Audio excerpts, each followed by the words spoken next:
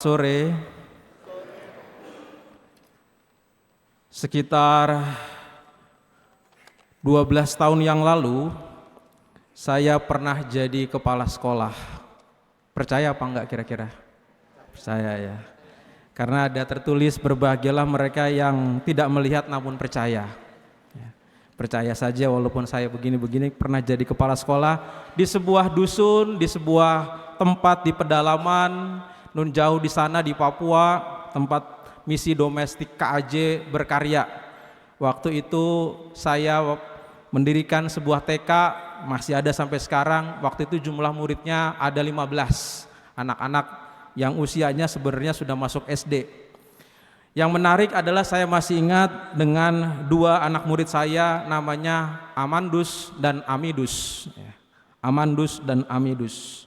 Dan mereka berdua ini adalah dua orang kakak adik. Kalau masuk selalu ganti-gantian.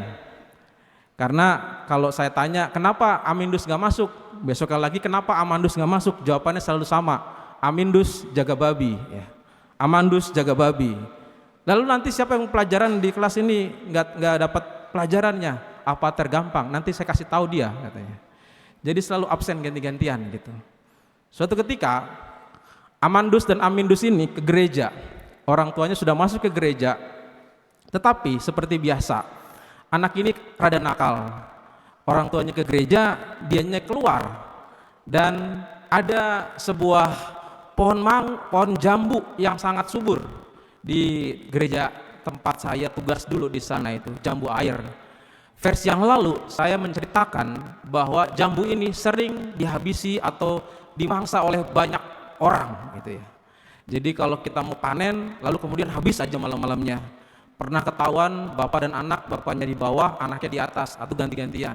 Nah sekarang Amandus dan juga Amindus ini ada di atas pohon rupa-rupanya.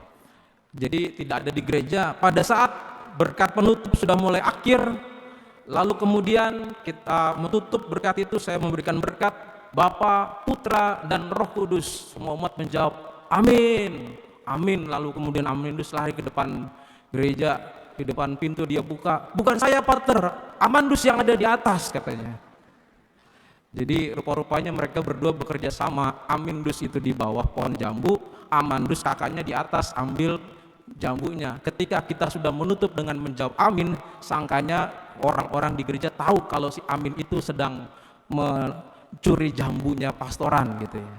Tetapi tentu saja si Amindus itu kemudian panik dan lari, minta maaf dan takut gitu. Dua anak Amindus dan Amandus ini mengingatkan saya akan cerita kali ini Injil Marta dan Maria. Amindus itu di bawah, Amandus itu di atas. Amindus itu punya telinga dan pendengar yang baik, walaupun dia tidak dilihat oleh orang mencuri, tapi pendengarannya ada kata amin, wah itu dia pasti. Waspada, langsung lari gitu ya.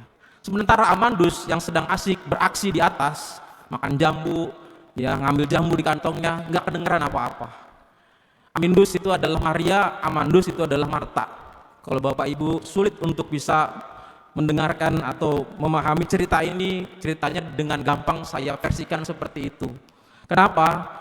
Karena Marta sama seperti Amandus yang punya banyak aksi, punya banyak kegiatan, dan punya bertindak dengan sangat banyak sekali untuk membantu.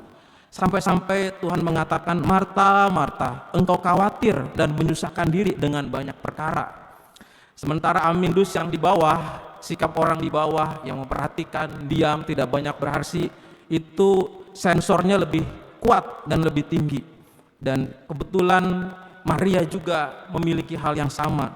Dia duduk di dekat kaki Tuhan dan kemudian dia mendengarkan Tuhan. Posisi Amandus dan juga Amindus, posisi Marta dan Maria kurang lebih sama seperti itu. Kenapa ada persoalan dengan banyak aksi yang baik? Kenapa Tuhan seolah-olah menyalahkan Marta? Tuhan tidak menyalahkan Marta, tetapi Tuhan mengingatkan ada sesuatu yang salah juga kalau kita tidak hati-hati dalam apa yang dilakukan oleh Marta. Boleh melakukan tindakan, sangat baik melakukan aksi sosial, sangat baik pelayanan, sangat baik dengan tindakan-tindakan baik, tetapi apa yang perlu dilakukan jangan sampai salah dan menyimpang. Saudara-saudari, mari kita mulai masuk dalam Injil ini. Pertama ada kata yang dituliskan di sini, yaitu Marta sibuk sekali, dan kemudian dikatakan di sini engkau khawatir dan menyusahkan diri dengan banyak perkara. Kalau dikatakan dengan perkataan pertama, yaitu bahwa Marta sibuk sekali. Ini kata sibuk sekali ini dalam bahasa Yunani itu diterjemahkan dalam bahasa Indonesia yang sebenarnya ada kata-kata yang mirip, yaitu adalah jauh, menarik diri jauh dari hal yang utama. Jadi ini kata yang mau menunjukkan kepada kita, kata menyibukkan diri itu adalah kata mengalihkan perhatian. Sementara khawatir itu bukan berarti maksudnya adalah kekurangan, takut kekurangan, tetapi khawatir juga yaitu adalah memecah perhatian. Orang tidak fokus pada sebuah perhatian yang lebih penting. Maka sebenarnya kalau ditujukan kepada Marta yang sibuk sekali dan khawatir, orang ini kehilangan fokus yang paling penting dalam hidupnya itu. Sehingga dia diingatkan untuk mengambil bagian yang penting seperti Marta, yaitu mendengarkan dan duduk di dekat kaki Tuhan itu, yaitu adalah memahami apa yang menjadi kehendak Tuhan. Nah, saudara-saudara, bila jelasnya adalah ketika kita melakukan banyak hal yang baik, yang menurut kita baik, banyak pelayanan yang bagus, yang menurut kita bagus, tetapi pertanyaannya apakah sudah sesuai dengan kehendak Tuhan? Apakah itu yang dimaui oleh Tuhan? Apakah seperti itu yang Tuhan kehendaki? Atau jangan-jangan kita melakukannya untuk diri kita sendiri, untuk kebanggaan kita, untuk segala macam hal yang berkaitan dengan kepentingan kita dan macam-macam. Dan itulah yang disebut yang tadinya perhatiannya, terfokusnya jauh dari apa yang dikehendaki Tuhan.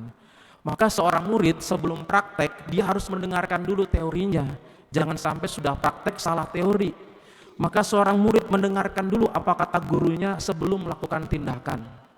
Dan pada zaman ini banyak orang sering melakukan banyak kesibukan dan tindakan dalam berbagai macam pelayanan maupun juga pekerjaan-pekerjaan duniawi yang disibukkan dengan berbagai macam juga hiruk pikuk, namun lupa untuk mendengarkan.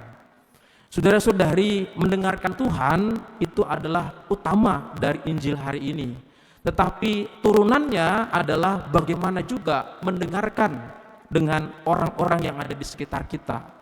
Jangan-jangan juga kita banyak berbuat dalam pelayanan kita, bekerja dengan kerja keras untuk keluarga kita, menafkahi keluarga kita, memberikan segala sesuatu.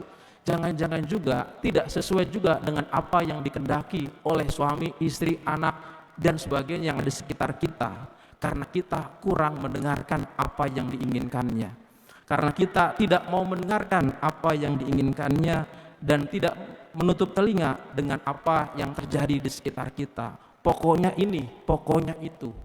Maka zaman sekarang tidak heran kalau banyak produk yang dimulai dengan kata iPhone, iFlip, iPad, iFlix, dan macam-macam. Semuanya dimulai dengan kata saya. Saya mau memberi sesuai dengan apa yang saya kehendaki. Saya mau melakukan sesuai dengan apa yang saya kehendaki. Bukan saya melakukan apa yang diinginkan. Saya mau melayani Tuhan dengan apa yang diinginkan Tuhan.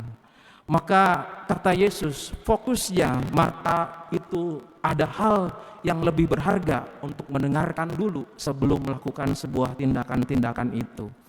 Paus Fransiskus mengingatkan kita juga dalam soal mendengarkan itu. Ada banyak hal yang membuat orang menjadi cemas untuk bisa atau kalah dalam mendengarkan. Karena mendengarkan itu adalah sesuatu hal yang susah.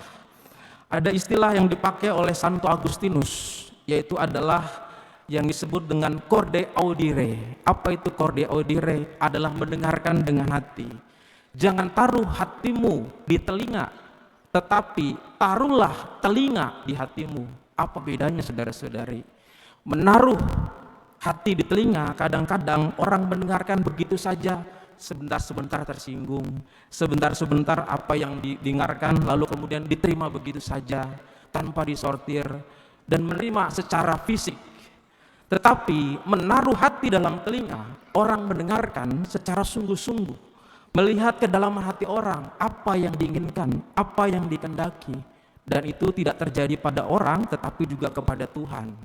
Dan mendengarkan dengan hati adalah suatu yang disebut oleh kardinal yang cukup terkenal juga sebagai duta besar pada waktu itu, Agustino Casarelli. Dia mengatakan mendengarkan itu adalah sebuah kemartiran. Karena dalam pekerjaannya sebagai seorang negosiator, sebagai seorang delegasi, dia banyak mendengarkan orang, dan mendengarkan itu adalah sesuatu yang tidak mudah, perlu suatu kemartiran. Yaitu apa kemartiran? Yaitu orang diajak untuk bisa sabar dan bisa berkorban untuk diam dan mendengarkan orang lain, penuh dengan kemartiran. Mendengarkan Tuhan juga penuh dengan kesabaran, setiap hari meluangkan waktu berdoa, juga mencari apa yang menjadi kehendaknya. Begitu juga dengan pasangan, suami istri, dengan keluarga, orang diajak untuk mendengarkan. Ada sepasang suami istri sudah tua sekali dan baru saja merayakan hari ulang tahun perkawinan mereka yang ke-50. Wah, pasti kita sudah tahu umurnya kira-kira berapa. Mereka ini sementara sudah melaksanakan perkawinan itu, ulang tahun perkawinan, mereka mau melaksanakan nostalgia waktu mereka pacaran, waktu masih muda. Mereka datang ke sebuah toko sepeda motor, lalu mereka memilih sepeda motor antik dan unik. Waktu dulu mereka kira-kira nostalgia masih muda pacaran dengan naik sepeda motor itu, sepeda motor bebek, di depannya ada keranjang warnanya pink, dibelilah itu. Lalu ditanya, "Pak, ini sudah ada garansi?" "Sudah ada garansi." Lalu kemudian mereka jalan muter-muter di kota, ya, duduk di pinggir jalan, lalu jalan lagi ke kolong jembatan, di pinggir kali, mereka makan cilok seperti dulu kala gitu ya. Lalu kemudian mereka bercerita, lah, seberapa lama kemudian mereka naik motornya lalu kemudian terpeleset dan mereka jatuh. Lalu kemudian kakek itu, suaminya langsung membopong istrinya. Istrinya bilang, jangan, sepeda motor kita itu bagaimana baru beli. "Sayang, tenang, sepeda motor itu sudah ada garansinya, kamu tidak ada garansinya," gitu ya. So sweet gitu katanya. Saudara-saudari, kalau suami istri yang seperti ini, kenapa dia bisa merayakan 50 tahun? Karena pasti saling mendengarkan. Karena pasti ada yang namanya corde audere, yaitu adalah hatinya atau telinganya itu ditaruh di hati. Bukan hatinya ditaruh di telinga, tapi telinganya ditaruh di hati, mendengar dengan penuh perasaan, dan tentu saja mendengarkan dengan hati, bukan hati yang ada di telinga yang apa-apa tersinggung, apa-apa cemburu dan sebagainya, dan apa-apa melaksanakan sesuatu dengan pikiran dan juga kehendaknya sendiri. Maka pada hari ini seperti Abraham juga mendapat kunjungan Tuhan. Kita mendapatkan kunjungan Tuhan untuk mendengarkan Dia yang memanggil kita untuk melayani, untuk bekerja dari keluarga kita, untuk mendengarkan Dia dan mendengarkan orang-orang di sekitar kita. Mari kita mencoba memohon rahmat Tuhan agar kita mampu menjadi martir untuk mendengarkan, merelakan diri seperti Maria, duduk di kaki Tuhan dengan rendah hati dan dengan bersabar. Semoga Tuhan memberkati kita. Amin. Kita bangkit berdiri saudara-saudari, mari kita akui